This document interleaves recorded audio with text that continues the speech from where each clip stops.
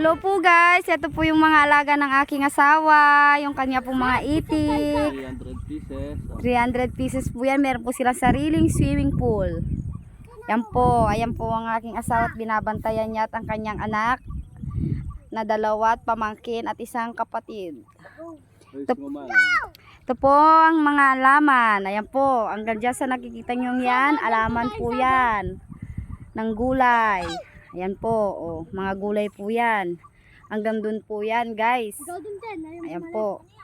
Tignan po natin at galain po natin ang ating kabukiran. Ayan po. Baka sa susunod po na daw na taon, maglalagay sila ng isda dito.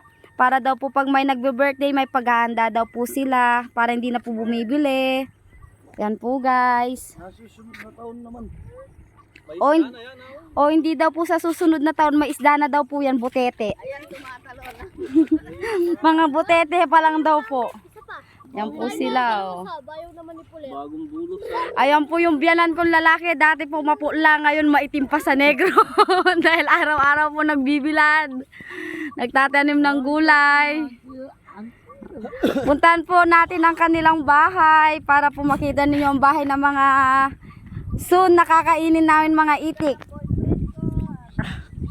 Ayan po. Ang mga gulay po muna yung dadaanan natin. Ito po yung kanilang bahay.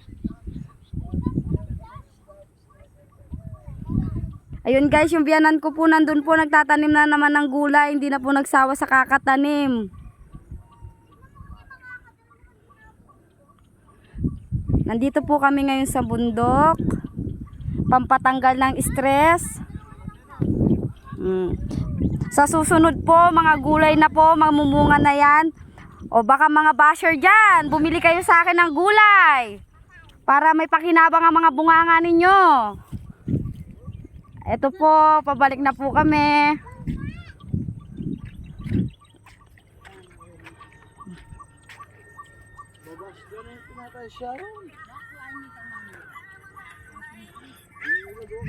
Yan po yung mga gulay ng tanim nila.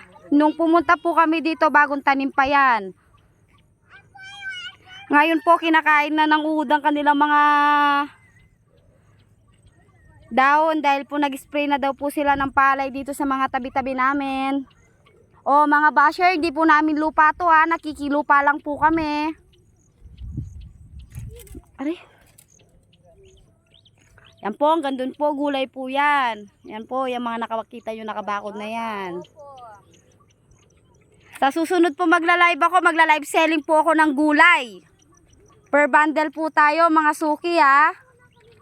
Para po makita nyo po yung improvement. Sige na po guys. Thank you for watching.